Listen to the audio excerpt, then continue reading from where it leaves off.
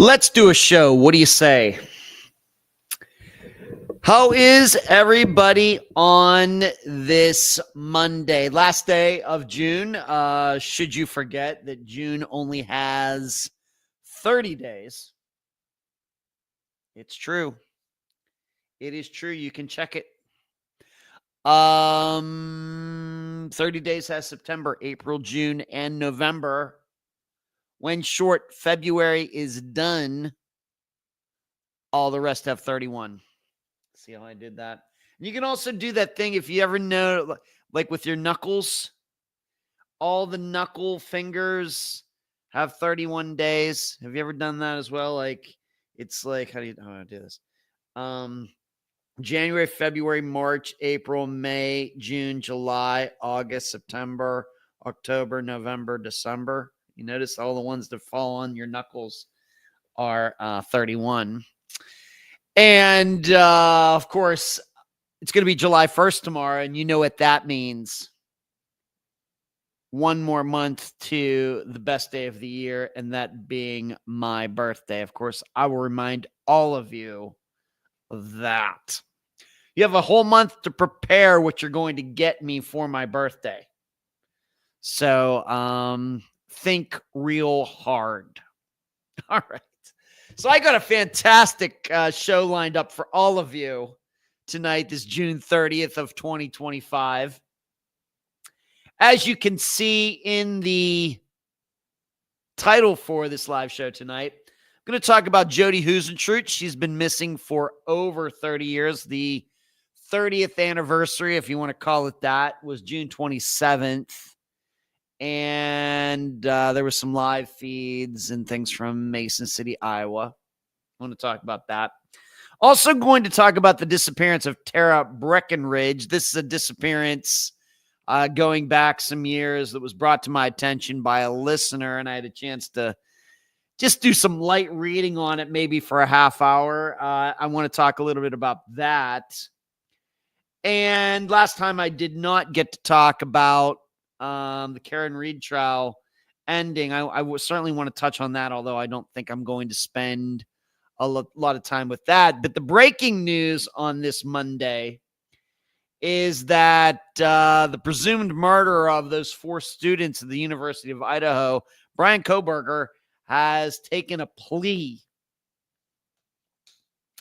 He has taken a plea deal. And so that trial that was supposed to start next month in August will not seemingly be happening. That is word on the street that he's taken a deal. Assistant Cherie let me know about that.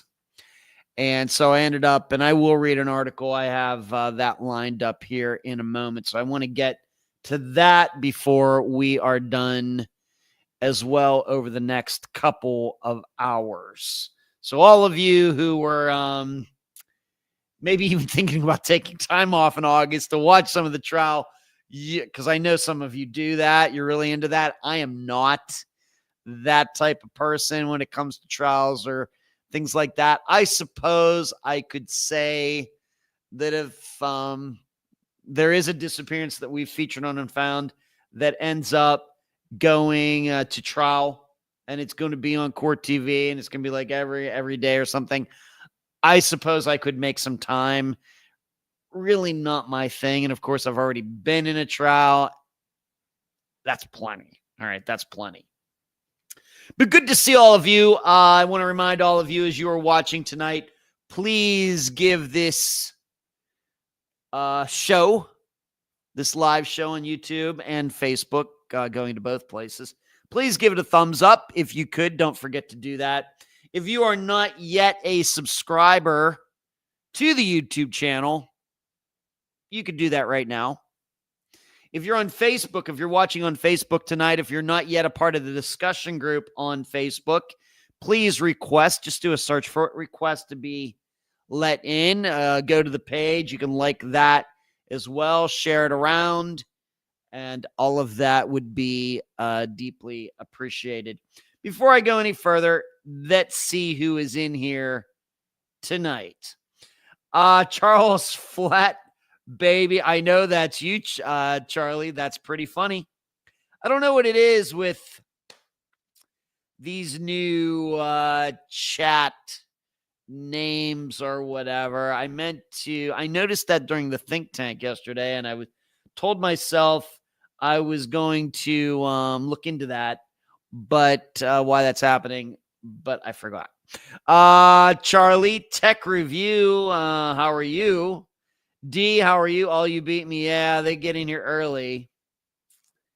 You can go in and change your names to your normal names. Thanks, D, for letting everybody know. Charlie says, not too bad. Waiting for the plumber to fix my hot water.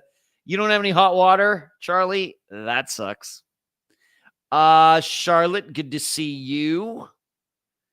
And who else is here? Yeah, good evening. D Neighborly, what's going on? Carrie, Carrie, assistant Carrie says she'll be here for a little while, as long as she can be. Michelle, how are you? Charlotte, Amy, D. Paula, good to see you. And it's a pleasure to see you last night in the think tank. We knew he's toast Bryan Kohberger, but I could never cover him in his case at all. In my view, Derek says Bryan Kohberger is guilty. Yeah, I think he was scared to death. D says Fishing is here. Great job, Ed. Hello, Fishing. How are you? Alicia, hello, Alicia from Tennessee. Remember what group was that? Was that a Tribe Called Quest that did that song Tennessee? Somebody's gonna have to look that up for me. Pretty sure. All right, so what's been going on with me? I always start these Arrested Development. Thank you. There's somebody came in. Arrested Development. There you go. Thank you, man. That was quick. Since that was very quick. Nicely done. As you can see, I'm back in Florida. I'm not still at my dad's place. This is not like a green screen behind me making it look like I'm in Florida. No, I'm actually here. I drove back here on Friday, got up fairly early, left at about 6 a.m., drove straight through, made really, really good time. Really, really good time. Really the only issue, if you can believe it, I got the whole way here to Tampa and there was a wreck on the Howard Franklin Bridge. Had I followed Waze and taken the Courtney Camel instead, I would have gotten back a few minutes faster. Great drive, no problems. Listened to a couple things that I've been meaning to listen to that I kind of put off. And it was a really smooth drive. Listened to some music, did a little singing. You know how it is. And but my car continues my 2016 Hyundai Sonata, which now has like 123,000 miles on it or something, maybe 124,000 now.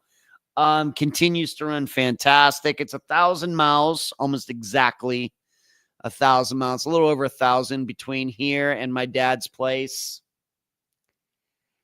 And I got to tell you, it goes so fast. I know that sounds so bizarre. And I know there are people out there, man, if I have to drive to Florida from Pennsylvania or Ohio, New York, I may have to make it a 2-day trip. Not me. I get in the car and my attitude is always, I want to get to the destination as fast as possible. And so it was a nice drive. I guess I was over the speed limit a little bit, but nothing crazy. Nothing. I wasn't trying to set any speed records or anything.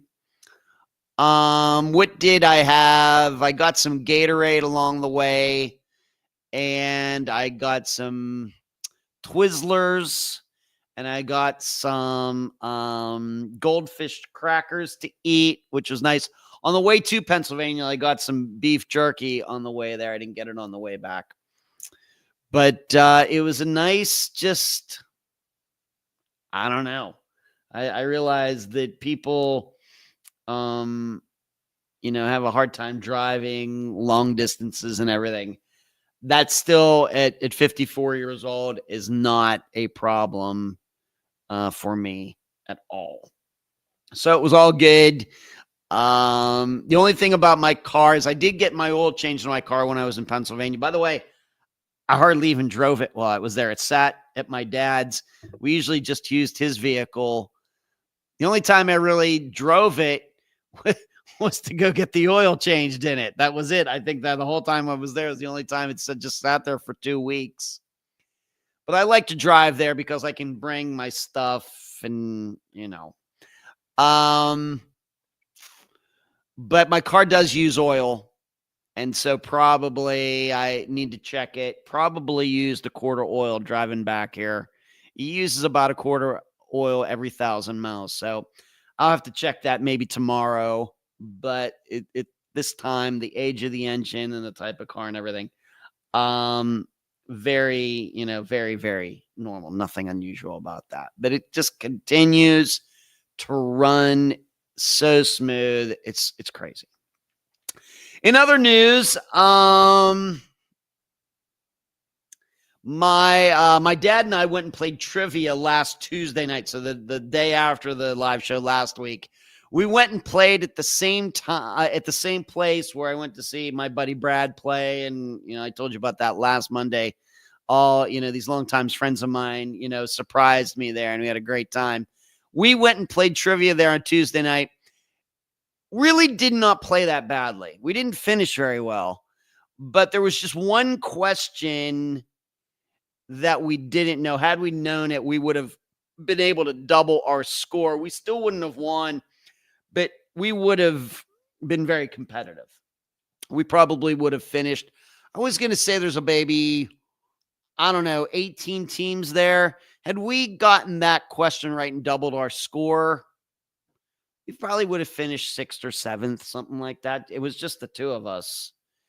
But we didn't get it, so we didn't finish that well. But it was a good time.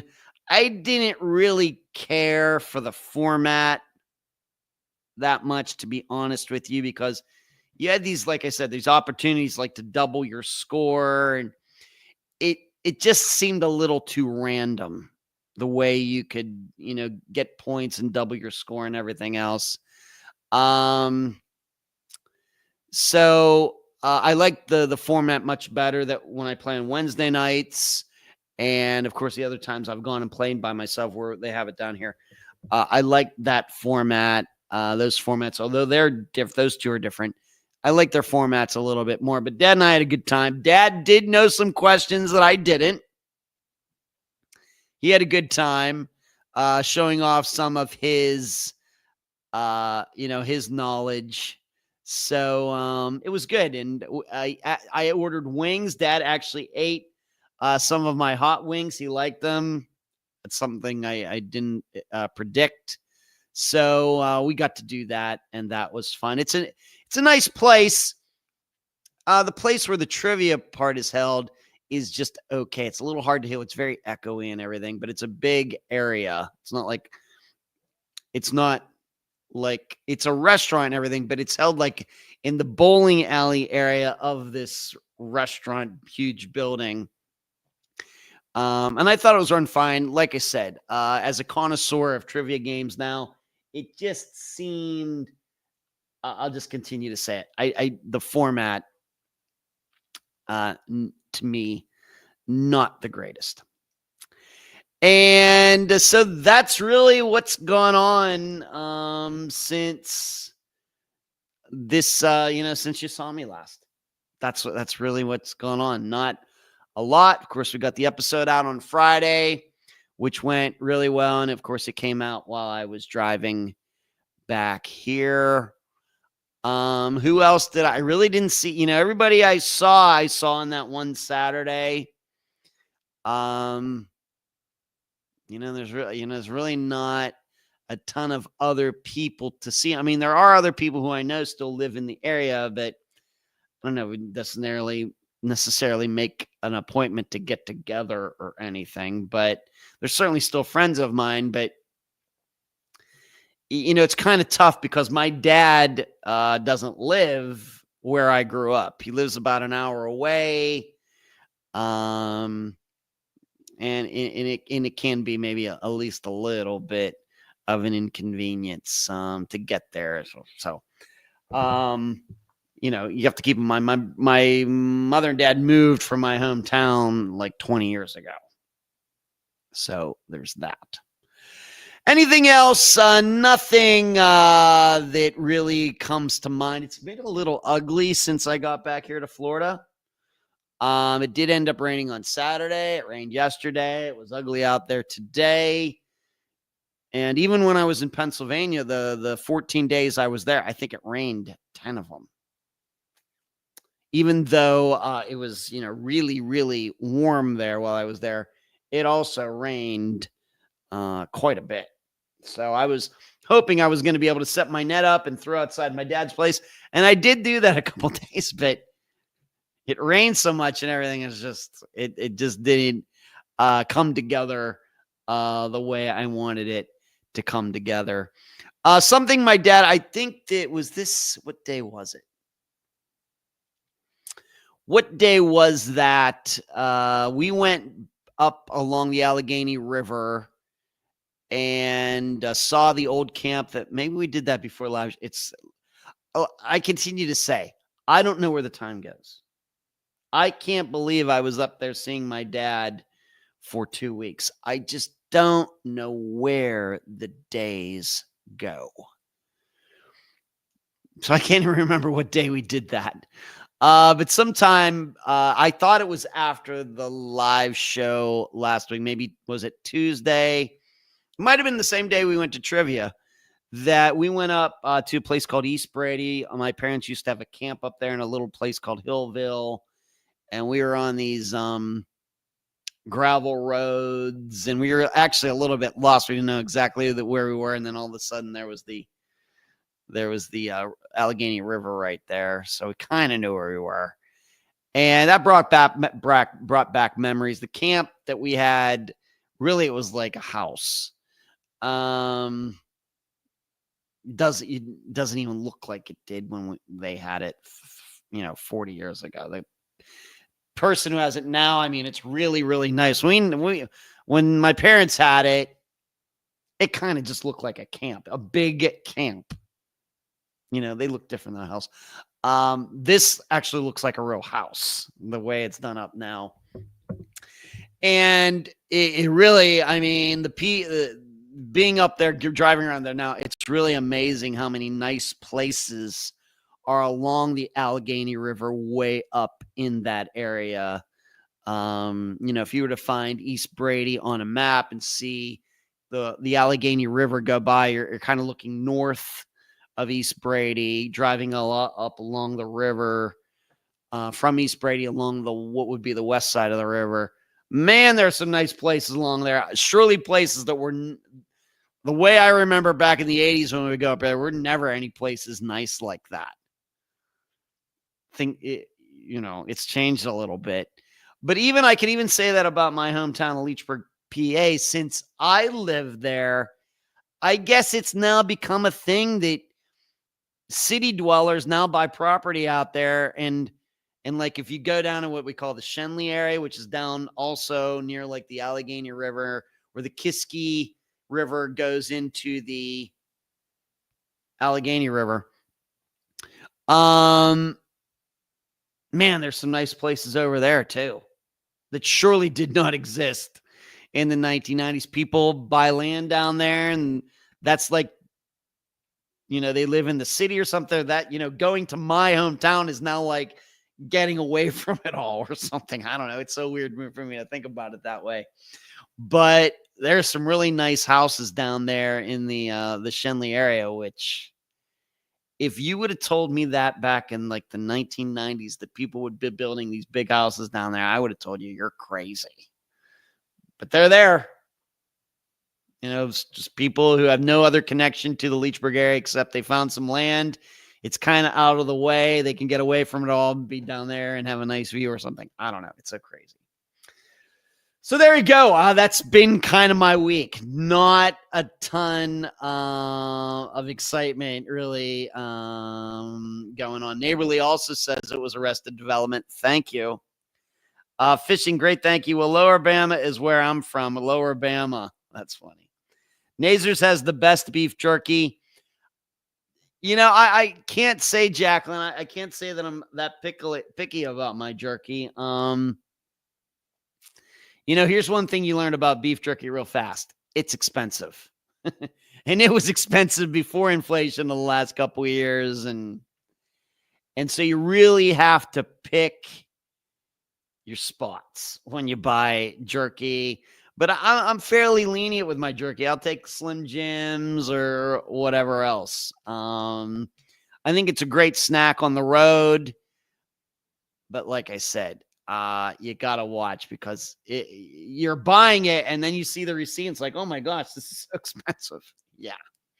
I'm super tired of the rain, Carrie says. Since March, it has rained more than not. Gotcha, Carrie. Yeah, D, about this farming. Yeah, they were set up. Not planning to get to tonight, D. Yeah, guy seemingly started a fire on purpose. Firemen show up. He shoots at them and kills two of them. Yeah. But I saw it not on the agenda tonight. Okay. So let's get to the agenda. Speaking of which, let's just go right to the breaking Bryan Kohberger news. And of course, before we are done tonight, I will tell you all about this Friday's episode. I can tell you this already. We're going back to Canada, and I'll be doing the interview at some point tomorrow. NBC News. Bryan Kohberger, the man accused of fatally stabbing 4 college students in Idaho, appears ready to accept a deal to plead guilty in connection with the killings. Their families learned of the apparent deal in a letter from prosecutors, the Idaho Statesman and ABC News reported. This agreement ensures that the defendant will be convicted, will spend the rest of his life in prison, will not be able to put you and the other families through the uncertainty of decades of post-conviction appeals, reads the letter signed by Moscow prosecuting attorney Bill Thompson. Of course, Moscow, Idaho. Unfound has covered a disappearance there, by the way, coincidentally. Kohberger, 30, was charged with 4 counts of first-degree murder and burglary in the 2022 killings of Ethan Chapin, Xana Kernodle, Madison Mogan, and Kaylee Caves, maybe, at an off-campus home in Moscow. Appears there is a plea deal that has been offered and accepted, said Shannon Gray, an attorney for the Goncalves family. That would be the most difficult one to pronounce. Additional details were not immediately available. We're beyond furious at the state of Idaho. They have failed us. Please give us some time. This was very unexpected. So they took this deal without telling the family. I don't know how unusual that is. Kohberger's trial was scheduled to begin August 11th in Boise. Attorneys for Kohberger, a doctoral student in criminology at Washington State University in Pullman, have said he was out driving alone when the students were killed. Well, yeah, he was driving alone. Then somewhere in there, he went over and killed them. But surely he was driving alone for part of that time. They attended the University of Idaho just across the state line from Pullman. The bodies of Chapin, the 4, were found November 13th, 2024. Authorities linked Kohberger to the killing through cell phone data, security cam video, and DNA on a knife sheath discovered at the scene. Kohberger was arrested December 30th at his parents' home. So we have, thinking back to that time, it took them over a month to catch this guy, if we're to believe he did it. Of course, I do believe that he killed those 4, as I think most people do. So, like I said before, as I started the show tonight, I'm guessing that many of you were looking forward to this trial, watching it and see how it was going to go. Even though I've not been following it very closely, to be honest with you. Of course, I did talk about when the murders happened. I think I covered it on Unfound on the live show, and then when he was caught. But since then, I really can't remember how much I've really talked about their murders and Bryan Kohberger. But I think anybody who's been following it knows that there have been a lot of legal wrangling and this and that and the other. Seemingly, his attorneys trying to put this off for as long as possible, trying to challenge this, trying to challenge that. And all in the end, that he is going to take a deal. Yes, it would have been nice if they had just done this way back when, but we know that's just not how it goes. Now, what are lawyers thinking? I don't know. I mean, what are they hoping? That there's going to be a nuclear war? Are they hoping that an asteroid's going to hit the Earth so they don't have to go to trial? I mean, I don't know what the exact plan is when they do something like this. You can surely represent a defendant well without all of this. So I'm serious. I do think about it sometimes when you have this. Well, they filed this appeal and this motion and that motion. What it's going to trial. Whether it's today or tomorrow or next year, it's going to trial. On top of that, with Bryan Kohberger, he's in jail anyway. So it's not like, he had bond or bail or whatever you want to call it, and he's lounging at home while he's playing video games while his lawyers are trying to put off the trial as long as possible. He's in jail anyway. So, it's just hard for me to understand. And I realize that the lawyers, they'll give you their reasoning and everything else. It just looks really stupid. And even though, given my personality and the way I look at things and everything, I've been told that I would have made a pretty good lawyer. No, I wouldn't have. Because I just can't take stuff like this, whether from a prosecuting side, a defense attorney side, or any other kind of lawyer and everything, this legal wrangling and everything. It would just be too much for me. I wouldn't want to do it. If I'm defending somebody, let's just go to trial. I'm not doing these motions. All right. The trial is going to take place. Let's just go to trial. What do you say? The sooner we go to trial, the sooner you find out if they think you're guilty or not. It's the sooner you go to jail, maybe the sooner that you get out, if you have a possibility of getting out. And the sooner we go to trial, the sooner you might be found not guilty and you can get on with your life. Why do we keep putting these things off? I'm like that with anything in life, though. If I find out that I have to get, dental work done, well, we can schedule for your next week. No, let's just start it today. Do you have time today? Let's just do it today. So, Carrie says, yes, the state should have worked with the families about the deal. On the flip side, the family will not have to go through the torture of trial as well as repeated opening of wounds with appeals. All the legal maneuvers are all part of constitutional rights. So they say, Carrie. So they say. I'm sure the framers of the Constitution, who some of them were lawyers, might say something different, or if they were around. But yeah, that's what lawyers say. So Bryan Kohberger seems like he's going to go to jail. My guess is the deal was done so he doesn't face the death penalty. This did take place in Idaho, where they still do that type of thing. I'm not saying I agree with it. I'm not saying I don't agree with it. All I know is they still do that there. And probably it was all about that.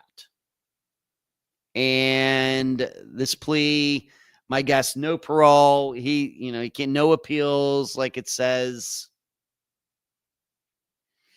I don't know. As far as the family being ticked off, families or family being ticked off.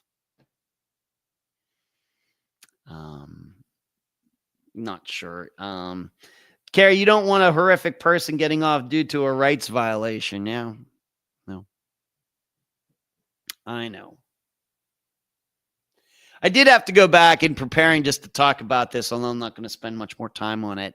I did go back and read, well, how did they, eventually track him down? And there was video of his car of a car going back and forth. And, they kind of narrowed it down. They started looking at cell phone data and everything. And then I kind of forgot that when he was eventually taken into custody, that he was in Pennsylvania. And I remember he and his father got pulled over twice while driving from Idaho to Pennsylvania. And did the Idaho State Police or somebody contact the Indiana State Police about pulling him over? I don't know about any of that. Hello, Jane says first timer. Well, hello, Jane. Welcome to you. Hello. First time. All right. Well, thank you for making some time on this Monday night. I really, really appreciate it. Thank you for doing that. So Bryan Kohberger, certainly, a very, very dark period for that university. And I think in the end, what's it going to be? That he got rejected. He had some obsession with one of the girls, right? And she had rejected him or something. And so he went over there and killed her and the other three. So, I have to admit, not to be more, even more morbid about this, but given if this is really his motivation, and given how many people, young people are on social media, I'm surprised more of this doesn't happen. My perception is that there's a lot of obsessing going on out there. And dare I say, there's a lot of people on social media, both men and women, boys and girls, who want, that kind of obsession, because that's how you get followers, and that's, in social media. And I want to be an influencer, and on and on and on and on and on. I think it's all crazy, but I'm surprised more of this doesn't happen. We should be happy, given the current state, that Bryan Kohberger is an anomaly when it comes to this, because it could easily be worse. And of course, I don't want it to be that way. Of course, I want less. I think hopefully everybody wants less violent crime. But when you set it up like this, when you go out there and you're putting yourself out there, who knows who's going to latch onto you? It's no different than fishing. You put out there, you don't know necessarily what kind of fish you're going to catch. You might catch something that you can't handle. Going out into the deep sea, fishing for tuna, and guess what you catch? You get a great white shark or something. So Bryan Kohberger going to jail for the rest of his life. D says, all right, you're getting a printer for trivia. That's good to know. God forbid a woman rejects a man. I know, Amy. Most guys take it perfectly fine, and then there are those guys who don't. And, of course, given Unfound's disappearances, that's kind of one of the main theories for Deborah Swanson, being that it was just this past Friday, Deborah Swanson's disappearance, Julie Weflin's disappearance, at least for those two. Could that have been gone on, and was Will Parks who did it? You admit, hey, you don't want to be with a guy, reject him. Absolutely. Because leading him on and everything is just wrong. What I think I'm saying is, you go on social media, you're probably going to pick up a couple guys like that. And for guys too, you're going to pick up a couple women that are like that, or homosexual relationships too. Same thing. And so you always got to be careful, got to keep your heads on swivels, as I talk about at the end of every one of these live shows. Even for me, I guess I'm a public person.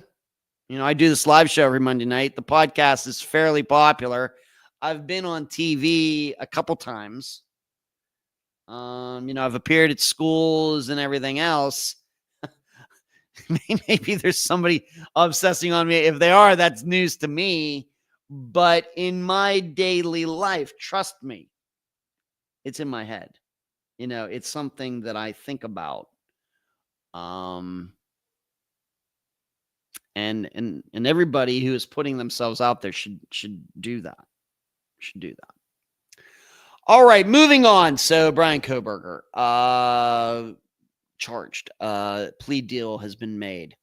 Let's take a look at the polls that I put in the discussion group and see what the results of those are. Hopefully, all of you, if you're in the discussion group, hopefully all of you took an opportunity to answer them. So the first question was, did the next door neighbor kill Sally Stone? 100% of you said yes. Now that next door neighbor would be the police. Of course, Sally, as you heard in the episode, she was babysitting for a police officer and his wife who lived next door. That's kind of who I mean. I asked the question, you answered it. So there you go. Of course, it could easily be somebody else, but her card, her place, donuts still in the car, stale. And everybody seemingly believed that she really did park her car there. I mean, it's starting to really, really, really narrow down the possibilities. Could somebody have been waiting there for it?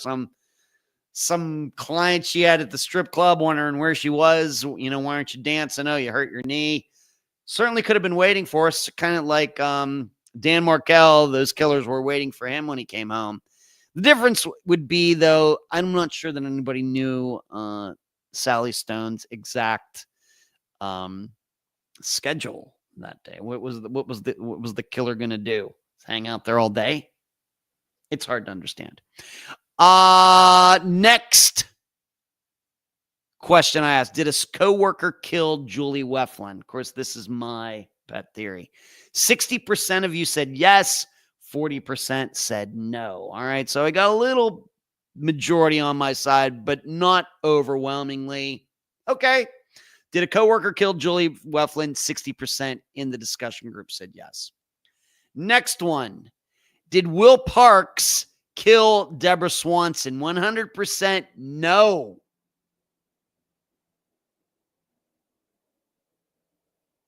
Whoa, I got that wrong. I got to start this over. For the first one, Sally Stone, no. The next door neighbor, I got that totally wrong. The next door neighbor did not kill Sally Stone. 100%. I thought it said yes. I messed that up. So nobody thinks kind of what I think regarding Sally Stone. All right. I'll have to sit by myself on that one and go to the corner. Julie Weflin. Did a coworker kill Julie Weflin? 60% said yes. Did Will Parks kill Deborah Swanson? 100% no. And then the final one was with, I know I thought I did one with Catherine. Maybe I didn't do one with Catherine Gregory, or maybe I didn't mark it as featured. Let me check that very quickly, because I thought I did a poll for each one of them. I might not have marked that one as being featured, and so I now have to go down the feed to find it. Please bear with me for a moment here. Here we go.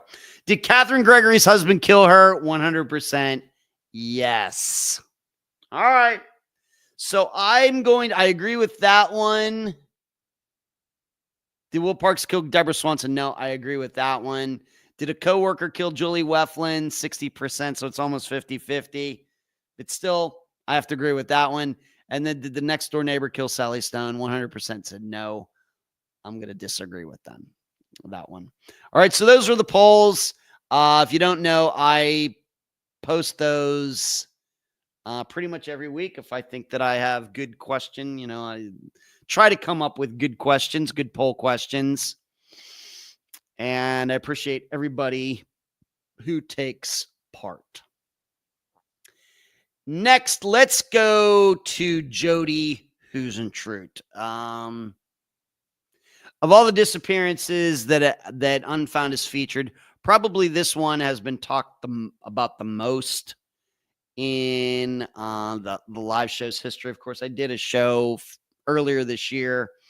The 5 most common topics on the live show. Remember that? Of course, Jennifer Kesse was one, and I do have Jennifer Kesse and stuff I could talk about. I don't know if I'm going to get to it given the time format for tonight. But Jennifer Kesse, the Zodiac Killer, Missy Beavers. But as far as actual unfound episodes, unfound disappearances, Jodi Huisentruit has to be one of the ones I've talked about the most here on the live show. 30 years ago, just a couple days ago, she went missing. And I'm guessing that when this all happened back in 1995, nobody, maybe even the person who abducted her, could have predicted that this would be unsolved 30 years later. Now I keep something that I keep thinking about is the disappearance of Regina Marie Boss, which I think took place in the year 2000. Even though it's one of the first interviews I ever did, the comment still sticks with me when her sister was the guest way back when. I remember her talking about going to a missing persons event in the early 2000s. And she was running into people who had been living with their disappearances for like 10 years, 20 years, 30 or 40 years. And she was like, oh, Regina's disappearance, it's surely going to get solved before then. Oh, I can't imagine. I just can't imagine. It'll surely get solved. Well, here we are with Regina Marie Boss 25 years later. And of course, when I interviewed her, it was 2016. It was 16 years later. And she kind of says, never did I suspect. Well, here she was. I think that's the way everybody thinks. I'm pretty sure that, it's not really a question that I ask all the time, and certainly, not even in the interviews, but even off the record, it's not a question that usually comes to my mind. Did you ever think that you would get to this point? I don't know. But Jodi's is certainly one of those, especially given, of course, we have a lot of disappearances. There's not much to go on. And so when you think about it, well, wouldn't be surprised if this goes for a little while. There's not much to go on. Person could have been murdered. The person could have walked off. Person could have started a new life. There's a lot of different choices in some of them.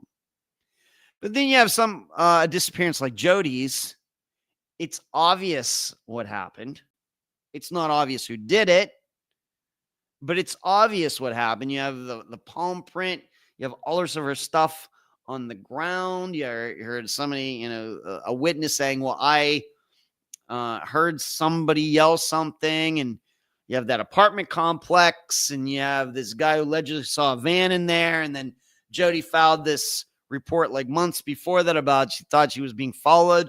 You got all this information. You're thinking, we just got to follow all these leads and eventually they'll narrow down who abducted her and that person or people will be caught. Nope. Nope, not at all. 30 years, a lot has gone on at that time. And the way I look at it is her disappearance is older than half my age. So she's been missing for over half of my life. I was going to be just almost 20. I was almost 25 when she went missing. I'm 54 now. So you do the math. But her disappearance is now so old that of course, there's a lot of video of her because, of course, she was a news reporter. You see the styles and the hairdos and the makeup and everything else. And you're like, wow, this disappearance is old enough now that you can tell. You just look the video, you can tell it's old. So it's very sad. Now, could this have been avoided? Did it have to be unsolved all these years later, 30 years later? I don't know. It's there's certainly some disappearances that we have featured on Unfound where we can point at, man, this really got messed up. I'm not going to name any off the top of my head because that might be a little too on point. But certainly there have been disappearances that have been featured. We know that mistakes were made and this wasn't done, that wasn't done. And here we are 20 years later, 30 years later, 40 years later. With Jodi's, it's just hard to tell. Probably it's hard to tell because the Mason City Police Department continues to protect the files on her disappearance as if they were bars of gold. And I don't mind, Caroline Lowe and I did have an exchange today. I'm not going to say what she said, but I'll tell you what I told her. And that is, for the 30th anniversary, CNN or somebody interviewed the police chief, whoever's responsible now for a disappearance. And I can just tell the words that are used by this guy that they don't have any leads. And that may be part of it. I mean, if we really want to get picky about why her disappearance is still unsolved, probably it was because they spent too much time on John Van Cise, who is now deceased. Probably. I'm not saying he wasn't somebody who shouldn't have been interviewed or questioned. Certainly, any guy who knew Jodi should have been questioned within the realms of reasonableness. Her male coworkers, John Van Cise, any other guy that she got together with. I don't know what her dating history does. It doesn't seem like she had a boyfriend, which is a question all on its own. Was this really, did she really not have a guy in her life or not? Was she really, truly, truly, truly single? Or was there like a guy on the side or guys on the side? But if we really wanted to get picky, you could say, they spent too much time on John Van Cise. They thought they had their guy and that was that. All they needed to do was do this and do that. John Van Cise, not being a career criminal, he'll eventually crack and boom, there you go. And that alibi that he has about walking with that woman that morning, well, she could be lying. And, he technically wasn't walking with her at the time that Jodi disappeared. But the timeline is instead very tight. And I really think the police at the time just thought, he'll crack. We give him a little bit of attention and, he said a couple strange things. Well, I think I might have been the last person to see her. And if you really wanted to point at something, it's probably that. Whereas my experience would have told me if I were a cop back at Mason City, certainly I would have wanted to talk to John Van Cise. But the reason I think, once again, trying to take the hindsight 2020 out of it, is I can't see a guy who knew Jodi very well actually waiting out in the parking lot for her. What I think I know about relationships or friendships that go sour or whatever else, if a guy's going to go over to, give crap to an ex-girlfriend, he's just going to go right up on the door and start pounding on the door. Yes, he might go over to the apartment complex, pound on the door. To sit around and wait, especially when he would know that she lives by herself. It's not like he has to risk like going up and pounding on a house door and Jodi's father was going to come out with a shotgun or something. I think that men who would know women under these circumstances are much more likely to just go up there and start pounding on the door if they're really ticked at the woman. In contrast to sitting out in the parking lot, and we have to remember Jodi was late. At some point, that guy who knows that woman is going to go up. They're going to maybe wait 10 minutes. She's supposed to come down at 4 a.m. or whatever the time was. And she doesn't come down by 10 after 4 in the morning, and she's late. Some guy knows her is going to go up to that door and start pounding on the door. Pretty sure. It's not a rule. It's more like a guideline. To use some phraseology from Pirates of the Caribbean, Curse of the Black Pearl. This is why I continue to say this was a guy who didn't know Jodi. And he knew if he went out and pounded the door, she wouldn't know him. And so, she'd call the cops. So he couldn't do that. So he had to wait in the parking lot. I think that I would have deduced that fairly quickly back then. Along with thinking that John Van Cise doesn't make a very good suspect, then it could have started much more quickly going toward Jodi's a public person. She's on TV. She's a young woman. She's attractive. I'm sure she has a lot of people out there, mainly men, who like her, who tune in just for her, and one of them might just take it too far. And this feels more like a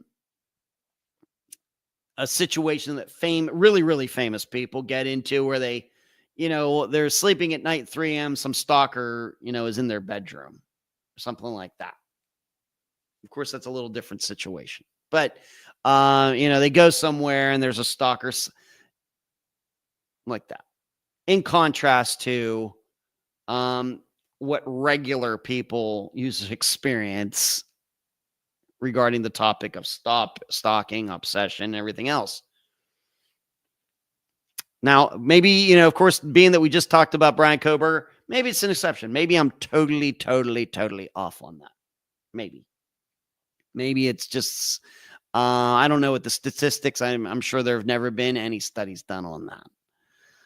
But that's just the way I look at it, that men who don't know women and want to confront them or meet them or something are not going to go up and, knock on a door, because they're going to know that the woman's going to look through the people. I don't know this guy, not open the door. Whereas it's much easier to just kind of wait down in the parking lot. Hey, Jane Doe, my name's John Smith. Yada, yada, yada. I think that's what's going on here. I think that's what went on. But this guy had violent ideas. I do not think this was a situation where, she went down there and he tried to talk to her. That surely did not happen. So what can be done now? Well, whatever we're going to do, we're going to have to do it without any, you're not going to be able to file FOIA, as Find Jodi has tried to do. We know the warrant that they tried to get, the whole thing exposed earlier this year was the end of last year. That didn't go so well. Whatever we're going to have to do, what anybody, wanted to put the time into it. I'm always a fan of going back to basics and go over all of the public material again, step by step. I'm always a fan of that. In any disappearance that's unsolved, it doesn't even have to be 30 years old. It could just even be just quote unquote, 10 years old. All right, you're stumped. Nothing's going on. Not getting any tips. We have no idea who did this. On and on and on. Let's go back to basics. Let's just pretend that Jodi just disappeared. What can we do? But what would I add to that? Of course, there have been a lot of things that were done by findjodi.com that, of course, I don't know about. Or maybe I know and I forgot or whatever else. I would track down all the neighbors. I'm going to guess not many people still live in that apartment complex. It's been 30 years. See how many of them you can track down. Even if they were talked to over the years, do it all again. I would also look up, if you can, the criminal records for any of the men who were living in the apartment complex. Because you have to remember something. There are no facts ruling out the idea that some guy in that complex did this to her. Everybody just takes for granted had to be somebody who came in from the outside and parked a car there and got her. I realize there's a sighting of a van, but you know how I feel about eyewitness statements. You just have to keep in mind, it very well could be maybe the reason this is unsolved is because they've been looking too far outside of the complex. Maybe they should be looking at somebody within the complex. Just an idea. I still am inclined to believe that even though Jodi didn't know about this guy, of course, he knew about her and had attempted to contact her, introduce himself to her before. As I've brought up with Caroline Lowe many times, back then, do news reporters these days who appear on TV still get like real mail, like fan mail, as we traditionally, putting a stamp and putting something in, in the mailbox? Does that still get done, or do people just send stuff to them over Facebook or Instagram or email them or something? I don't know. But surely Jodi was, we all know Jodi was very popular. And what happened to all of her fan mail? I keep asking that. I realize the police say they've done this. Police, I got no confidence in that group of people at all. Not here in 2025 and not going way back to 1995. Zero confidence. Zero. And this seems to be a point that has come up in some private conversations recently. The one thing we have to understand about disappearances is that I think that we're starting to learn more and more that the information is in the hands of people who might not be the best people to solve those disappearances. And that I mean by the police. I think the police have shown great abilities when it comes to domestic violence and vandalism and catching speeders and all of those types of things, and showing up for active shooting situations, although there certainly are exceptions like the Parkland shooting and some others. But for the most part, they've shown a great ability to do certain things really well. They have not shown the ability to do disappearances very well. Yet they hang on to that paperwork for dear life, but they are probably not the people best equipped to solve these disappearances. It's a very unique type of situation because I think for everything else in our lives, the people who can best fix a situation, usually they do have that information. If you have a doctor, you go to your doctor and, one of your tests don't come out so well. Well, the doctor has it. It's better that information is in your doctor's hands than in your plumber's hands. And likewise, you wouldn't call your doctor to come and fix your toilet. The problem is, I think with disappearances right now, for these ones that get to be 10, 20, 30 years old, it's kind of like calling the doctor to fix your toilet. It just seems that way.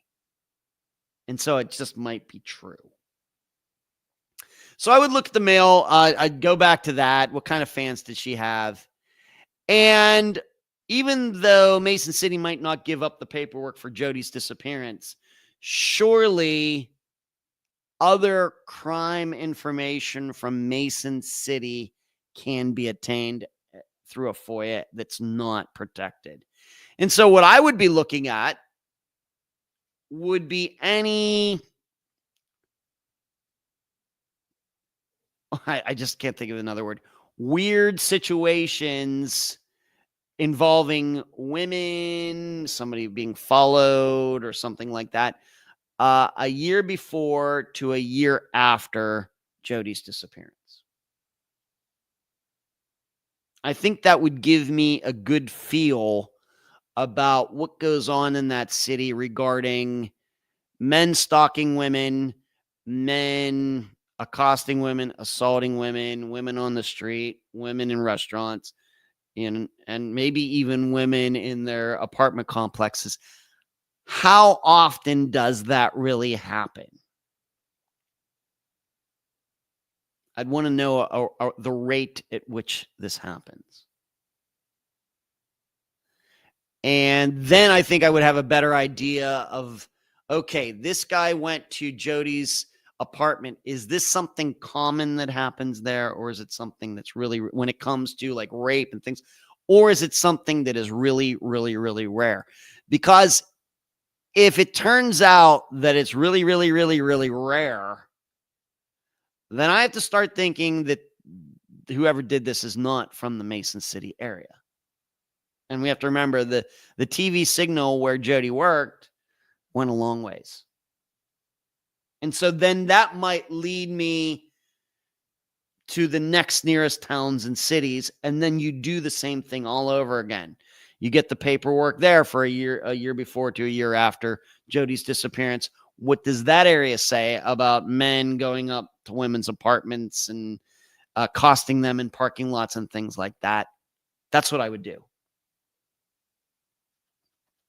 And who knows, what names and what pattern you might find. Now, has that been done? Maybe it has been done. It's a lot of work. And because it's a lot of work, I'm thinking the police probably didn't do it. That's where I am. Almost 9 years into this podcast. That's where I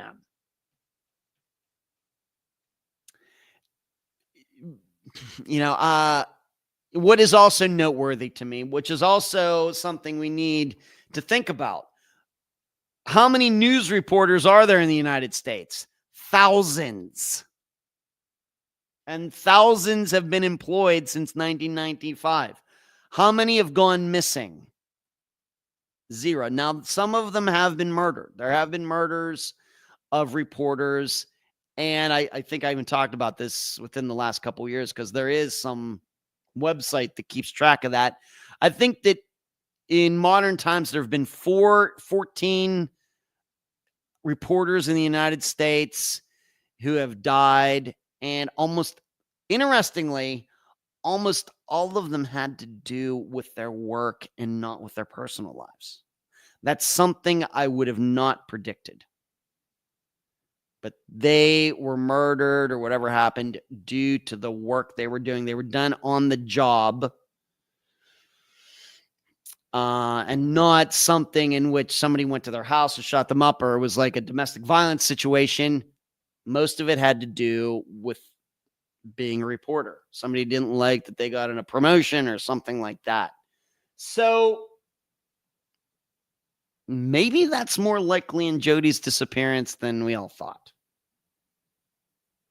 But what I'm trying to illustrate here is how rare you would, because I think just if we're all just lay people here, we don't know any statistics. We haven't featured 370 disappearances on Unfound, nothing else. If we were to just say, we think that women who appear on TV each day might have problems with stalkers, and we would think over decades that some of these reporters might be raped and murdered, we would say yes. We would think it would probably happen a lot, given what we know about the United States, given what we know about reporting, given we know about certain men. Yes. The fact is, it's not that true. In fact, the rate, it is much, much, much, much, much lower than I think the public perception would even be. So then what made the person or people who did something to Jodi, what made them different? And then we start thinking maybe this had nothing to do with her job at all. I think it did.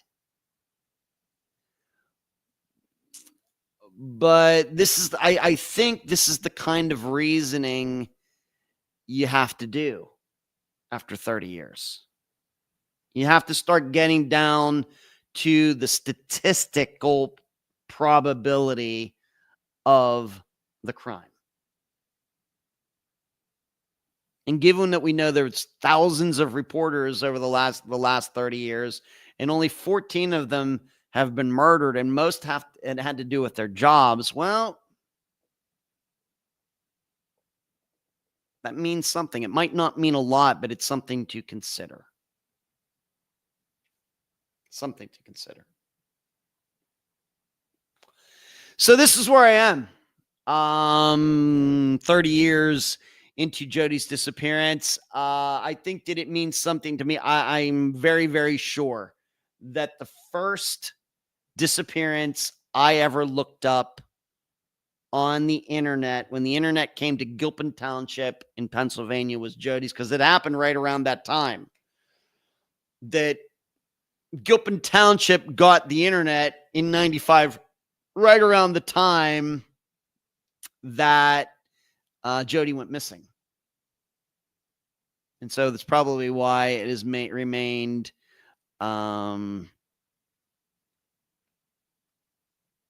in my mind for so long. And, I've had the chance to dissect it so many different ways. So what's everybody saying here? Oh, Marty's here. 45 minutes late, Marty. Wow, you're early. Derek says, I didn't think Bryan Schaefer's disappearance would stay unsolved after all these years. Same with Stephen Kocher. Bryan Schaefer's doesn't surprise me, Derek. I'm not saying you're right or I'm right or anybody's wrong. Bryan Schaefer's, to me, it's not surprising that it's been unsolved all these years. I think that it's a combination, and it has to do with Bryan. It has to do with the circumstances, and certainly has to do with the way it was investigated. I'm not as surprised about that. Stephen Kocher, yes. Because it does seem that the police have a pretty good understanding of what went on that day and where he was walking to and which house he probably went to. And still, that has seemingly led nowhere. I will agree with you on Stephen Kocher. Not sure I can get with Bryan Schaefer. Hello, Marty. Once again, everybody's saying hi to Marty. Marty's very popular. Jodie Foster had, yes, Hinckley Jr., yes, had a stalker who shot the president. He's doing that to impress Jodie Foster. Yep. He's out of jail, by the way, now. Marty says, oh, man, I missed the Kohberger chat. Would have loved to get on that one. It was okay, Marty. Not really much to say. He took a plea, and the family's not happy. I'm guessing he did it to avoid the death penalty. Carrie, I'm a firm believer that every 3 to 5 years you start from scratch. You pour over all evidence, interviews, and tips, add fresh eyes. Someone will see something new each time.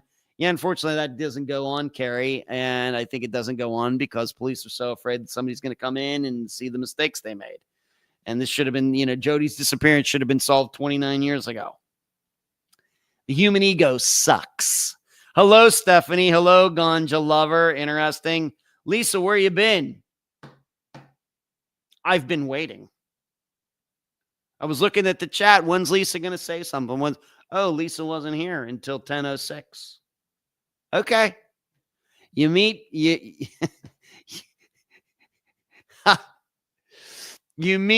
what's the guy's name? Yeah, I was napping. You were napping. Okay, sleep is more important. Okay. All right. You meet Bill Murray, and suddenly things all go to heck. All right, Lisa. Moving on, let's just touch upon Karen Reed. I didn't get to it last week. It's been a couple weeks. She was found not guilty, except for, I guess they call it an OUI there.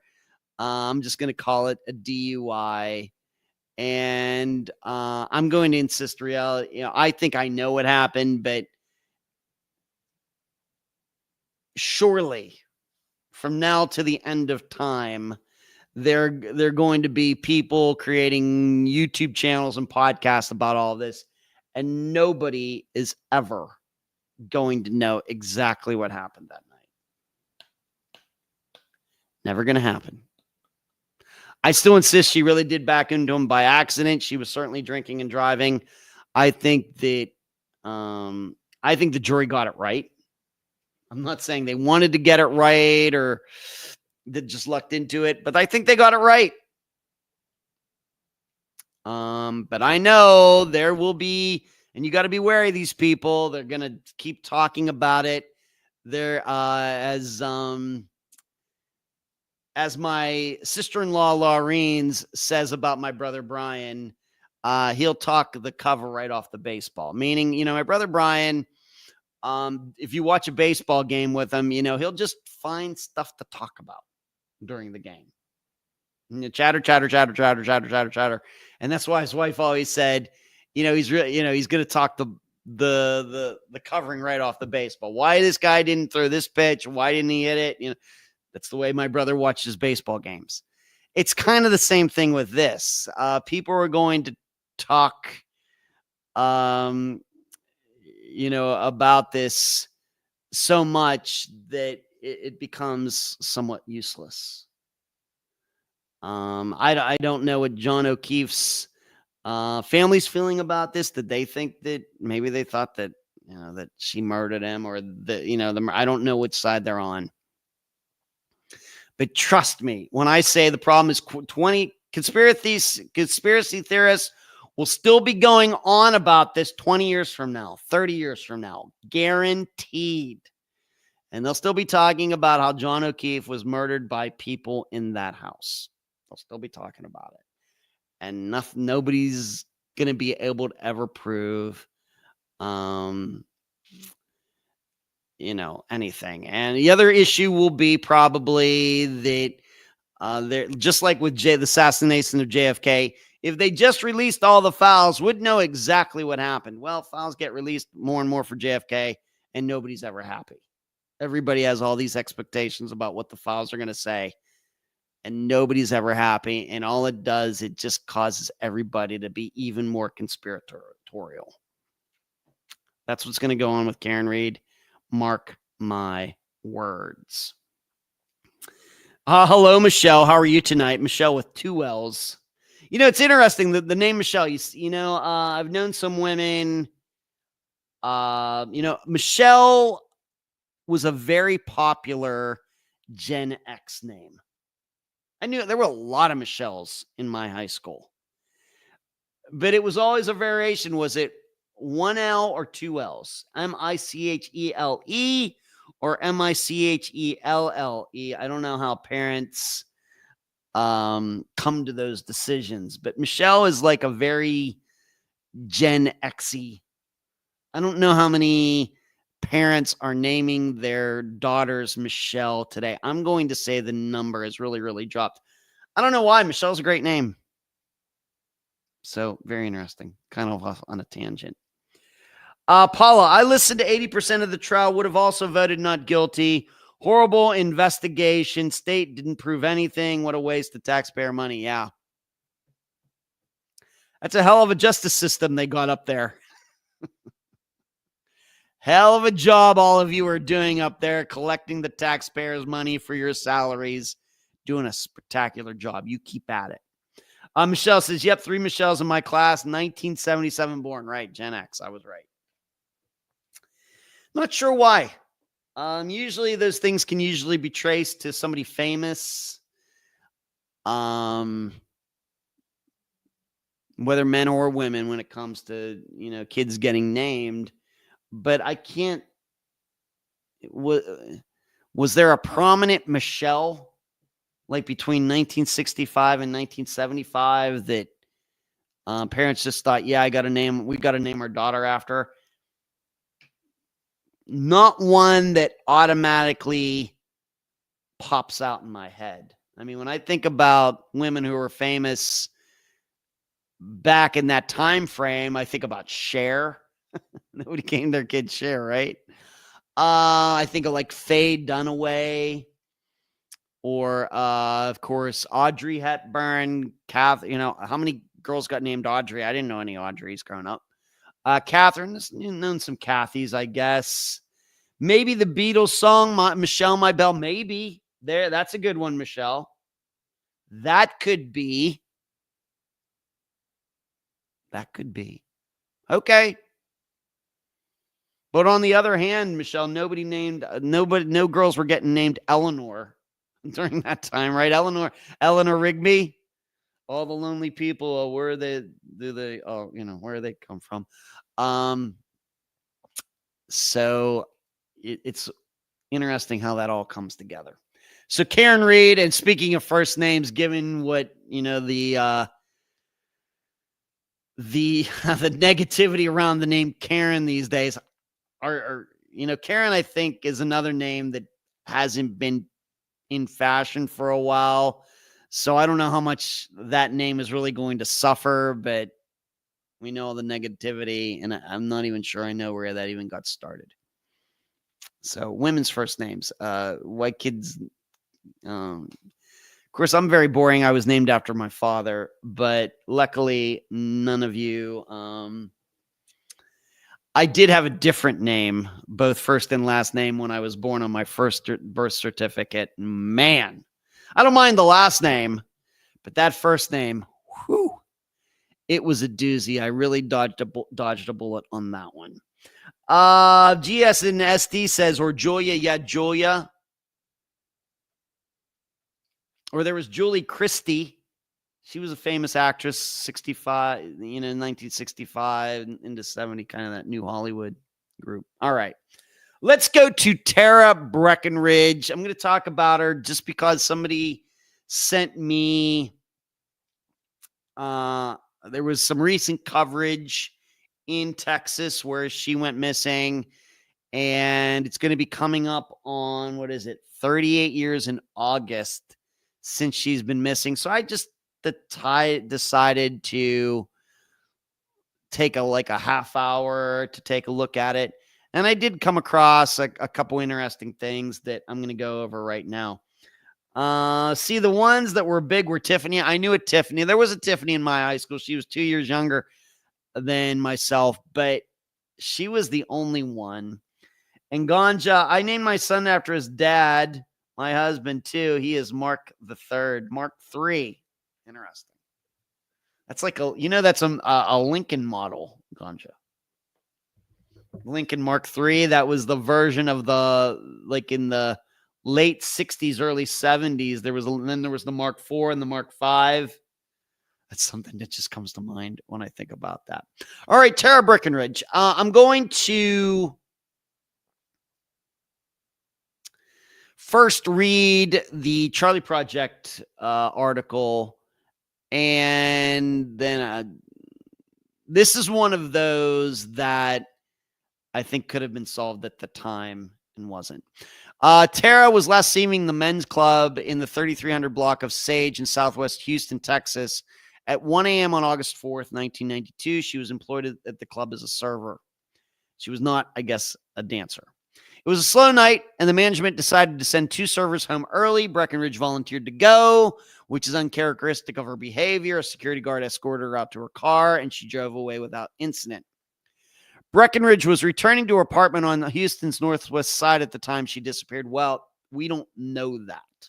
That's important to understand. Her car was eventually found in that direction, but nobody knows what was in her head. Even if she told the people at the strip club she was going home, that doesn't mean that's what she was going to do. Keep in mind. Her red 1986 Pontiac Fiero, those were the days, was discovered abandoned and locked in the 1200 block of West Loop North near 12th Street along her normal route home at 2:30 a.m. The car alarm and the flashers were off, and a can of mace, it's like, pepper spray, Breckenridge carried for protection was inside. There was no indication of a struggle, but the vehicle's alternator belt was missing. I'm going to come back to that. She's never been seen again. Breckenridge's live-in boyfriend is considered a possible suspect in her case. The relationship was troubled, and Breckenridge often spoke of leaving him. The boyfriend says he was at a pool hall at the time. Breckenridge disappeared, and he didn't realize she was missing until he came home at 5 a.m., and she wasn't there. Her car was located only about 3 miles from that pool hall, so kind of close, not really close. And witnesses at the establishment said the boyfriend left at 1:45 a.m. and was gone for approximately an hour and 45 minutes before returning to the pool hall. Don't know what to think. He maintains his innocence in her disappearance. Foul play is suspected. In Breckenridge's case, there were several abductions of young women in the Houston area in the early 1990s. Authorities do not know if Breckenridge's case is related to those other incidents. I didn't look them up to see what those were. She grew up in a religious family in Del Rio, Texas, and had 4 siblings. She moved to Texas after high school to pursue a photography career. Her case remains unsolved. Let's see what everybody's saying. Oh, nice. Okay, Mark 3. Art, I haven't seen a Fiero in 20 years. You know, Art, great name, by the way. I've seen a couple Fieros recently. Did I see any driving between Florida and Pennsylvania and back? I don't remember. But I see one or two around here once in a while.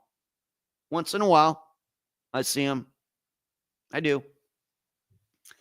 So regarding Tara's disappearance, I think the first thing we have to understand now, I did read an article about this, and what I first found interesting, what I found was interesting is that this recent article that was written about her disappearance does mention that alternator belt. And the weird thing is that it says the alternator belt was found not far from her car. Well, you know, I don't know how well you need to know cars to know this, but when your car, you know, most cars these days don't even have an alternator belt. If you were to, you know, for combustion engines, of course, you have an electric vehicle, none of this is relevant. But most cars today just have one belt, one thick belt. It's usually about 1.5 inches wide, and it runs everything. But back in the day, certain engines, certain cars, there were like a variety of belts running off the crankshaft of the car. So there would be a belt that goes to your power steering, and there's these thinner belts. And then there'd be a belt that goes to your alternator, and there'd be another belt that goes to your air conditioning if you have air conditioning. In contrast, today, it's just one big belt. You know, of course, it's really long, that runs everything. But when cars throw belts, especially an alternator belt, the belt isn't going to be right there. In fact, any belt that your car could ever throw, even today, you're probably not going to realize it until it's too late. And so to hear that the belt was like near the car doesn't make any sense, because what normally happens when you throw an alternator belt is you don't even know it until the little battery light comes on. And that usually means that your battery is losing charge, because remember, when you're driving, the alternator is actually charging the battery. But your car can run without an alternator, at least for a little bit of time. So by the time the batteries come on and saying, hey, the battery's not getting charged, it's low on the charge and it's about to die, your alternator belt is miles back that way. It's not going to happen right away. You know, and if Fieros with the light even come on, it's hard to say. So it seems then, if I'm putting this all together correctly, that it seems somebody staged that belt there, not knowing too much about cars. And so this could lead to this boyfriend of hers. I guess that would make a lot of sense. You know, once again, this is one of those things where somebody, whether it was the boyfriend or whoever, really overthought this, tried to get a little too Columbo on it. Little too much Columbo going on here, trying to make it look like something that it's not. If you want to take the alternator belt off to make it look like her car broke down, okay, but don't put the alternator belt right there beside the car. That's stupid. You know, if you're going to do something, at least know a little bit about cars. What also seems strange to me in this other article is that the boyfriend automatically getting back in his car to go find Tara seems strange to me. What allegedly happened was that he got home, she wasn't there, and he immediately went out driving around looking for her. Okay. Could he have not just called the strip club and asked if she's still there?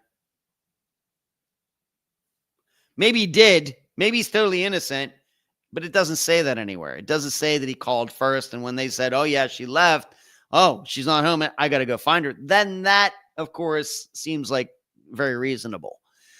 But that he got home, she wasn't there, and automatically went back out to find her. I think we ran into this. I might have run into this in another disappearance I was reading about, where a guy came home, and his wife or whoever wasn't there, and he automatically went back out. Didn't even try calling her work or something. That always is going to make me suspicious. Write it down. So I said, did he not call the strip club first? Unless it was closed by that time. Maybe, can strip clubs in Houston stay out all night? Stay open all night? And maybe he'd just say, well, I knew it was closed by that time. Okay. But then the whole thing about her being allowed to leave early doesn't make a lot of sense. I mean, she was like could you go home early? Well, letting somebody go home an hour early doesn't seem like much of a thing. I think they'd only do that if, she was supposed to work like through the night and said, hey, it's going to be slow tonight. Why don't you go home? No. Leaving to go find her sets up a situation where he could have staged the car where it was found and then taken the belt off to make it look like the car broke down. Yes.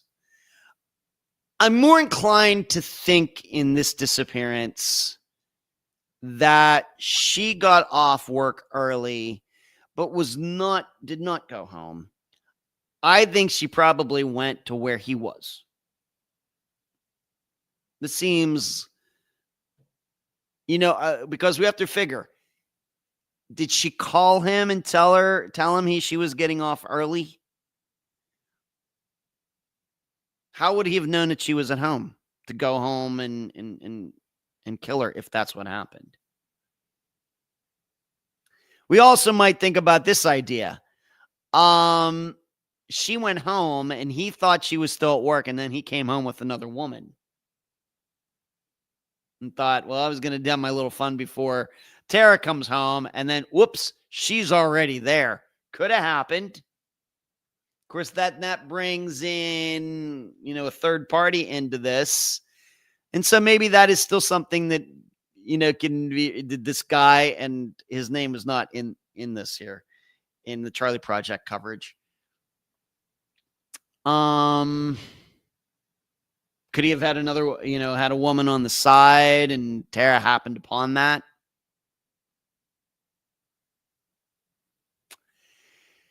Maybe. It seemed, but the staging in the car then gets really, really complicated to me. I think I'm more inclined to believe if he did it, the boyfriend did it, that she actually went to the pool hall. She knew where he was. She goes over there, something happens, and and it's just nobody's, maybe she called him before she left. I'm getting off work early, I'll come over and see you. And then something happened. He went outside because he knew she was coming over there, and something went on. He killed her and staged her car and walked back to the pool hall or something. And then that would account for this missing time, if we're to believe there is missing time. I think. Yeah. Of course, the alternator situation would rule out the scenario in which somebody followed her, then abducted her. So she gets off of work. Somebody follows her. We might think a Sue Swedell situation, but I don't think it's really like that. It's would somebody really abduct a woman and take time to take the alternator belt off her car? Probably not. I don't know how easy that is to do on a Fiero. I just take for granted it takes at least a few minutes. It seems like it just seems stupid. So I think that the why am I having a problem with that word? Alternator, somebody, stalking her and following her, just, I'm not believing that. If they really wanted to make it look like she broke down, why not just let air out of a tire? Why go through the problems? Because I'm guessing you need some tools to take that alternator belt off. Plus, the doors of the car are locked. What abductor is going to lock the doors of her car?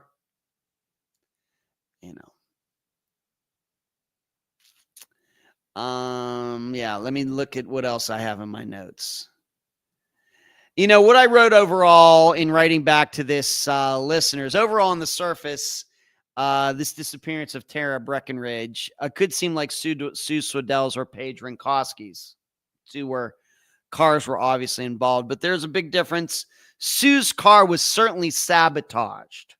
Remember, she had to pull over. It was like snowing or something, and it was obvious later that while her car was parked at her job, somebody had gone under her car and loosened the nut on the radiator, so all the coolant would fall out, would drain out.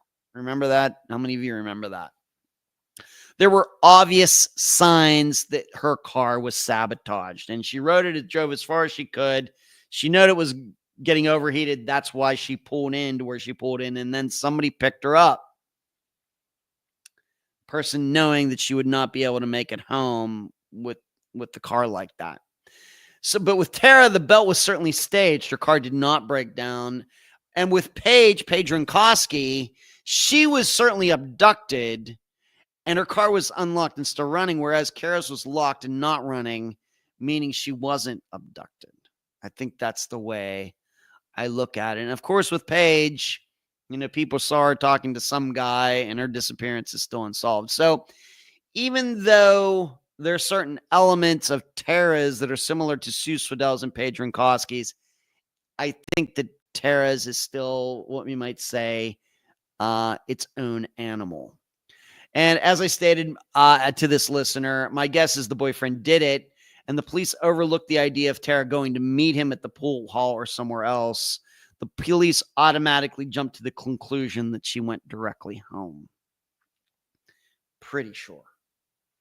So certainly not a disappearance we featured on Unfound. Again, I don't even know if Tara's family these days even does any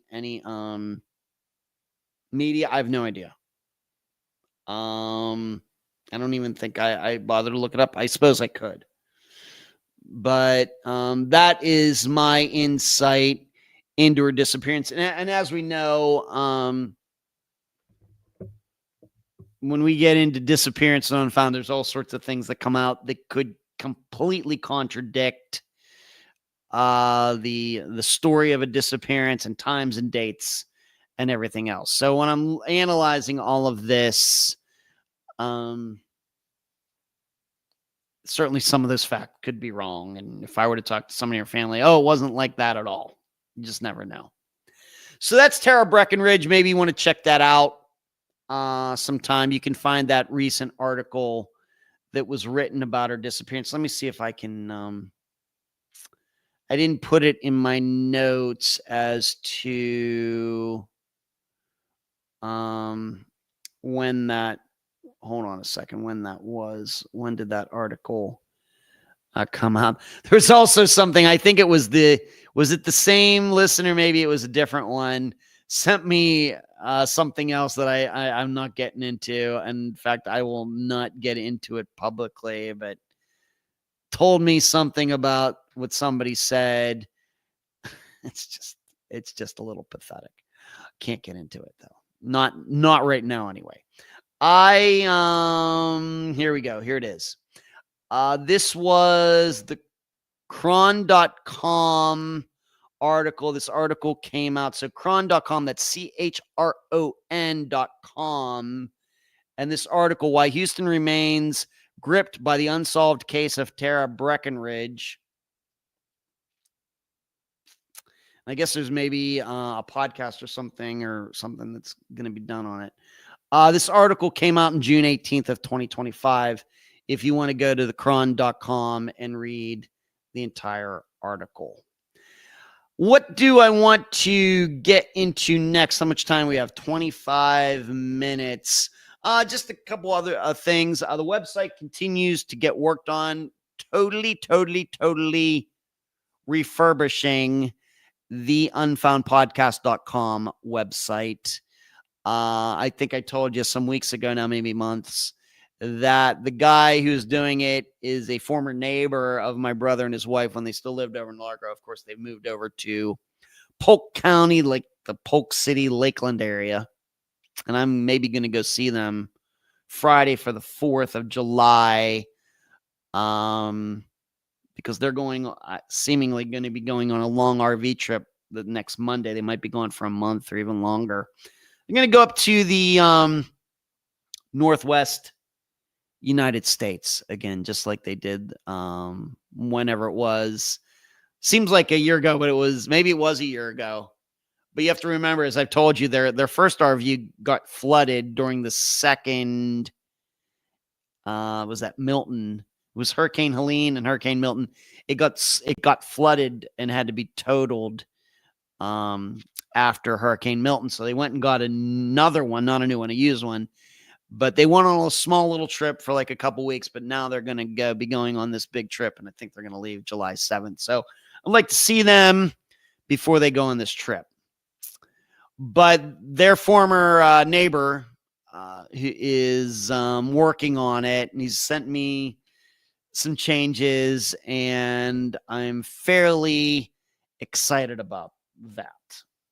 And so he's sent me he's gave me sent me a link to look at it, and well, I want the colors to be this, and I want the font changed. And so he's sent me he sends me some things, and I say, all right, here's what I like and what I don't like. And he makes those changes, and then he sent me to me a second time, and I told him what I like and what I don't like. And I guess we'll keep doing that until it's right. Now, if you go to the website right now, nothing's changed. We'll get it offline. Well, it'll be offline work until I like it, and then he'll change it all.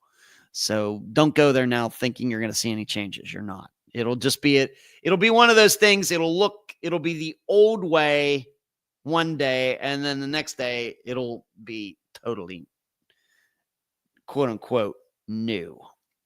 So I'm very excited about that. Been wanting to get that done for a while. It was something that was on the agenda for this year, and it's happening. It just was one of those things. I would have loved to have tried to do it by myself, but I'm pretty good with like technical things and doing stuff on the internet, but I have of course I post to the website, but when it comes to the design and everything, and I'm a fairly creative person, but when it comes to websites, I got nothing, man. I got nothing. No skills, no insight, no intuition, nothing. I know how I want it to look. I have no knowledge on how to get it there at all. Zero. Like, I've written novels. I've written millions and millions of words of novels, and I can think that all stuff out. Of course, there's things that I do with the Unfound logo, messing around with it for certain things. Unfound Now, the Found series, Unfound Live, and everything. I can do that stuff on Canva or whatever. But when it comes to website, forget it, man. I tried to do it a couple times. And I was like, man, I stink at this really bad. Derek says the Pacific Northwest is very beautiful. They'll have a great time. I'm sure they will. I have not had a chance to ride in this RV yet. We were supposed to, but we didn't get around to it. The other one was really nice. I mean, Bryan and I, that weekend that we went, what was it, 2 nights? Left kind of at night, ended up sleeping in it, in a rest area. And then where else did we sleep in? I forget now. But we went away for a couple days. That was a lot of fun. And, sitting over there in the passenger seat, and you're sitting up real high and the seat reclines. Really, the passenger seat in those big, huge 40-foot RVs like they have, it's like having a recliner. It's like sitting in a recliner just going down the road. You got your feet kicked out, and it's spectacular. And this one, just as nice. A little bit different, a little longer. Wheelbase is a little different, but I've not had a chance to ride it. I've been inside it a couple times, but no rides yet. He keeps saying we're going to go on a trip when my brother Michael comes down in September, October. We'll see if that happens. But yeah, the Northwest, yeah, they'll have a great time. As far as the other website, not started on it yet. What I'm calling the consultant website. It's going to be a lot simpler. It's not going to have anything to do with the podcast at all. And it's going to be all about me marketing myself as a person who I think can guide families in the right direction when it comes to what to be doing for their own disappearances. And because you know all about me, I'm a firm believer that families should be working on these disappearances themselves. The police, as I continue to say, they pretty much don't know what they're doing, and I'm just not convinced they're really that open to taking advice on how to improve. All right, they're set in their ways. Certainly, there are some good investigators out there who take some of these disappearances seriously, like Adam Turner with Mary Jane Van Gilder. These people certainly do exist. There just aren't many of them. And so families can't really rely on the police getting things done because, as I continue to say, the information is in the wrong hands. Likewise, when it comes to private investigators, you know what I think about them. And they're not that helpful. For the most part, they don't know what they're doing. They don't have enough experience. They become what I would say, too obsessed on them, and for a lot of different reasons. And there are, of course, we could even go to the extreme. There are certainly a lot of charlatans and con men and women out there who are taking families' money. Certainly. But for the most part, I think it's just a group of people who they also don't know what they're doing. But you know what? Oh, if you're going to pay me to go question people, all right. Okay. People don't turn down money. That's what makes us different from the animals. So this is why I've come to the conclusion. It's just best that families work on these disappearances when they can. The problem is, of course, they don't know a lot. They know a lot about their personal disappearance, but they need an overview. And I think that is something that I can give them. And so that is why I'm setting this up. I'm not going to charge them a lot. Don't get in. It's not going to be some crazy fee. I don't want anybody to think that. It'll be a small fee that probably there'll be a cashback idea that I'm still working out in my head. Nothing official yet. But just where I can talk to them off the record. They'll give me all the information that they have, that they've been able to amass on a disappearance.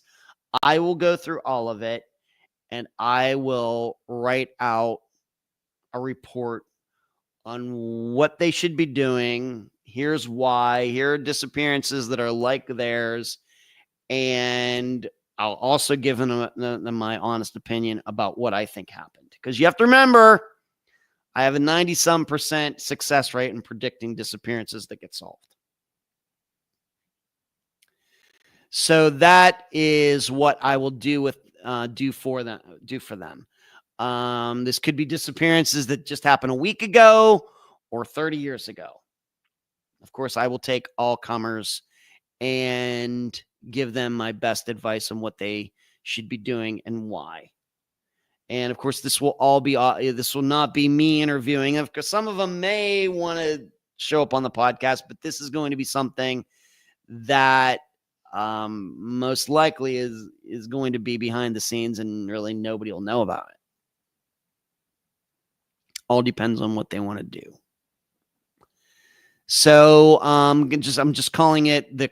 I already have the URLs and everything already reserved with GoGoDaddy.com, but I'm just calling it the consultant website right now. Really, not to be arrogant, I just think my insight and opinions and everything are just better than most people's, but only because I've been doing this exclusively for 9 years. This has always been full-time for me. I did not start this while I was working at Walmart or anything. It's always been full-time. I work and read about disappearances every day, and I talk about them, as you know, a lot, and I've gotten some recognition. I think that I can pass this on to families. I think one of the things is that I don't hope people don't take it. I think maybe families maybe just get a little lazy in that, well, we're just going to get this private investigator and he's going to do all of it for us. Well, all we have to do is pay this person and they're going to just fix everything. I'm telling you, you're best off doing it yourself. You really, really, really, really, this family's out there really. And I realize time's limited. You have other things going on. They have their own jobs. They have other kids. They got other people they got to take care of. I still think that them putting in 1% of the time work is better than the police or private investigators putting in 100% of the time work. I am a firm believer in that. It's the only conclusion I can come to after all these years. Controversial, yes. I've had to tick some people off by saying that. Yes. But it's not like I'm saying this. I've been saying this for the past 9 years because it benefits me.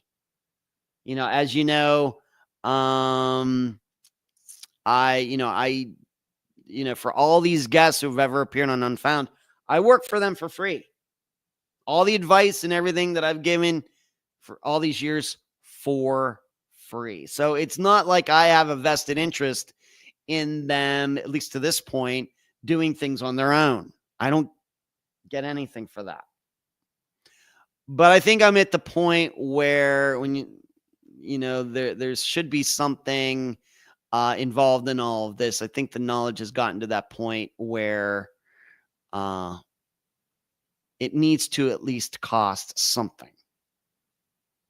It needs to. D, hey, Ed, I need you Thursday with a missing persons case. Well, I was planning on us getting together Thursday anyway for trivia, D, so I guess that all works out. I think it all works out.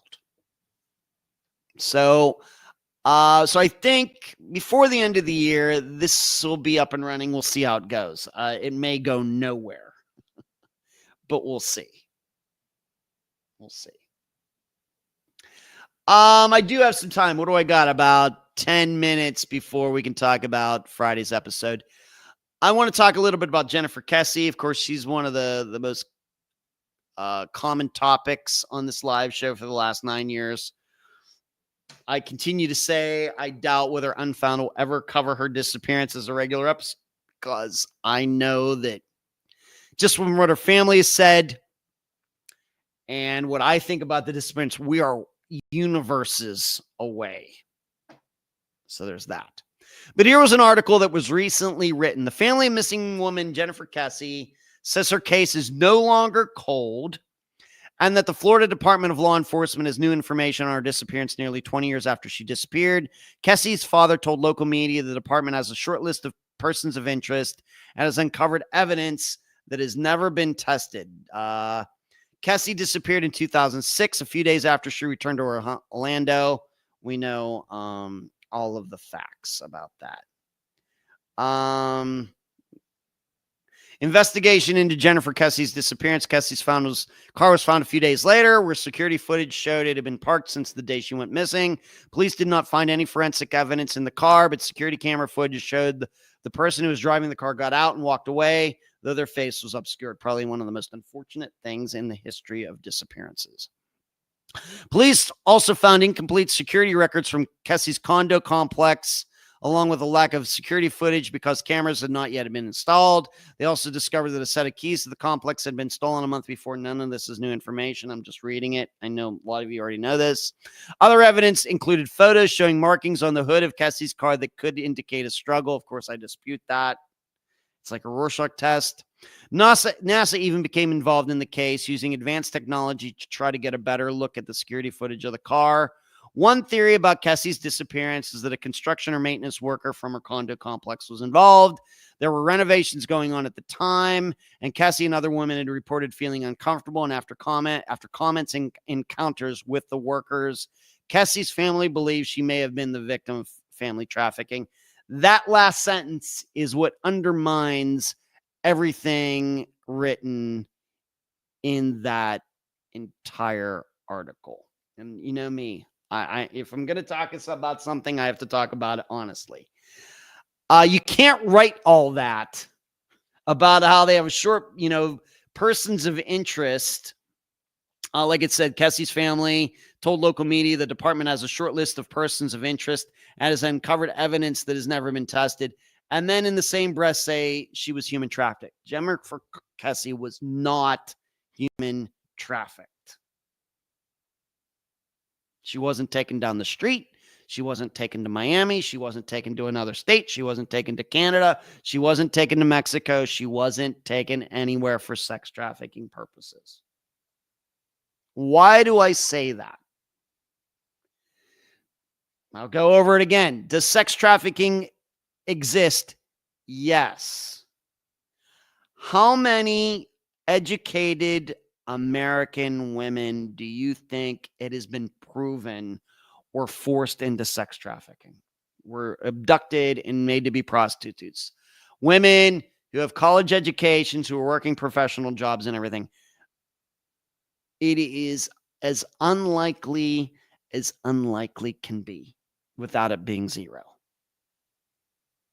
You have to remember, this is no different than any kind of other work. The people who do this they're only going to put so much work into it. And not, like I said, I hate talking like this, but this is the only way to make everybody understand it. Why would people who are in the sex trafficking business go after Jennifer when there, of course, women who are doing certain things with their lives that they can make disappear and nobody will even know that they were missing? I hate it. I hate saying that like that, but we know it's true. This is the reason that Gary Ridgway got away with killing 20-some women. Why? Or 30-some. Why? Because all the women he killed were of a, section of the population where nobody seems to care. If Gary Ridgway had thought about trying to kill a bunch of women who were accountants, or women who were college professors, or women who were engineers, he probably would have been caught after the second one. And the people who do this stuff know this. So Jennifer Kesse would not make a very good person. And on top of that,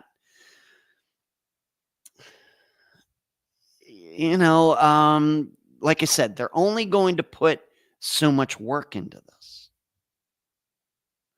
And of course, a lot of these women that end up getting caught up in this, and like I said, I think the statistics are totally overblown. But what are they lured with? Drugs. They're addicts, and they can be forced into it, extorted into it, and forced into it and everything. That's really how they're first introduced to it. What were they going to do with Jennifer Kesse? I don't believe she had any addictions. So that they would write this entire article and then put that in as the last line. Kesse's family believes she may have been the victim of sex trafficking. It just shows me this entire article, I think, is just kind of a ploy. They know that there is somebody or a couple guys or somebody out there who know what happened to Jennifer. Of course, whoever caused her disappearance. Of course, I do not believe that Jennifer Kesse just walked out of her life. I think that this article is just a way to try to make somebody out there nervous, hoping that this person is going to make a mistake. So when we go back to the top of this, and this isn't to be negative, this is just how I read things. When I read Kesse's father told local media the department has a short list of persons of interest.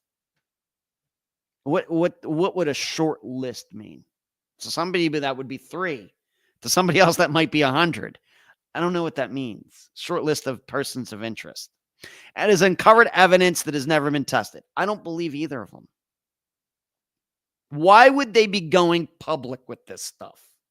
No reason. Except it's just a ploy, hoping that whoever did take and I guess kill Jennifer reads it and gets a little nervous and makes a mistake. I have to believe. I think that Jennifer Kesse's disappearance the status of it is no different now than it was 15 years ago. Pretty sure. Not to be negative. Derek, I've always wondered whether Andrew Gosden was a victim of sex trafficking. He didn't fit the mold, though. He came from a middle-class family who loved him. Well, he was a child. It's a little bit different. And that's not my expertise. I'm looking at adult women. Adult women. Jennifer Kesse, too difficult to get into sex trafficking. Too much work. Certainly in the age range, certainly in the looks range, certainly a lot of different ranges. But when it comes to how she lived her life and the choices that she made, she would have been a very, very poor choice to do that. Very, very poor choice. Because she has no addictions. She has no hang-ups in her life. She was living a pretty good life. And whereas we know women who are transient, who are homeless, who have addictions and everything, of course, unfortunately, they take a lot more risks. Jennifer would not. She was not sex trafficked. She was not. So how do I know, the final line in the article, Jennifer, I will say it again. And this is where Jennifer was not abducted.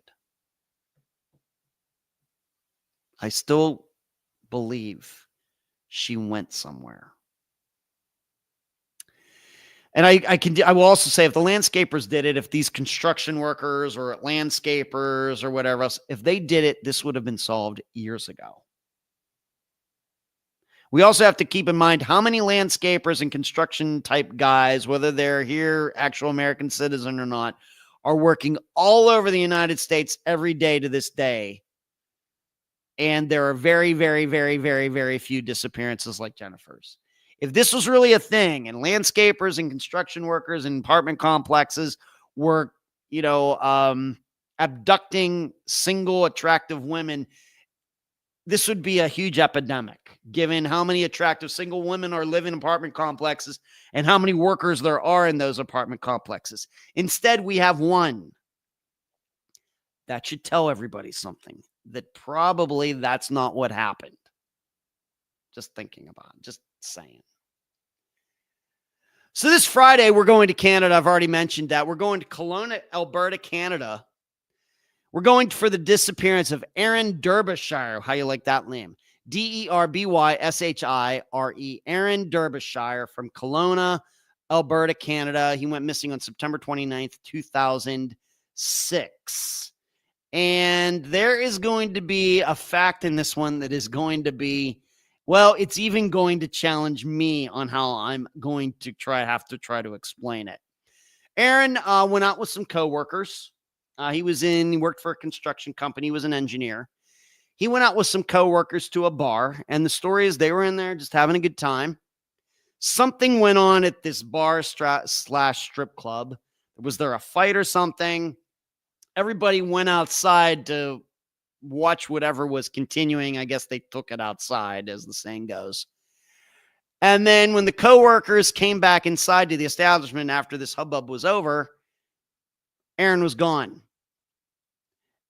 Never to be seen again. And as far as that weird fact, you'll have to wait for Friday. But it is it's a little hard to understand how that happened. But I'll just give you that teaser for Friday. But like I said, not on Amos, not on Charlie Project, because it's a Canadian disappearance. Aaron, Aaron, Derbyshire, Derbyshire, September 29th of 2006 from Kelowna, Alberta, Canada. That's all I got for tonight. Thank you so much for joining in and chatting and watching and listening.